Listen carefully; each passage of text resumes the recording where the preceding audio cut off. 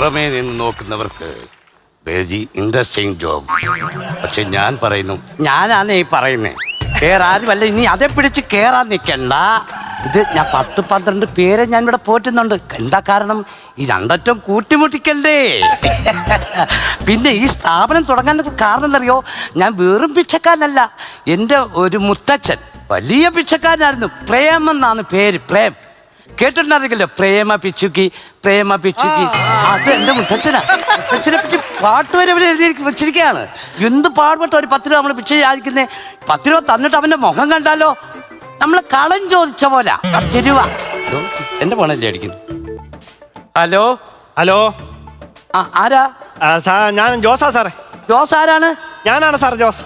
നീ ജോസ് ആണ്? നീ അല്ല, ആരാണ് ജോസ്? ഞാനാണ് സാർ ജോസ്. ഓക്കെ ജോസ്, എന്താണ് കാര്യം പറയൂ. സാറേ, ഞാൻ ഇന്നാളെ വിളിച്ചായിരുന്നു. അപ്പോൾ 1 മാസം കഴിഞ്ഞ് സാറ് വിളിക്കാൻ പറഞ്ഞായിരുന്നു. എന്താ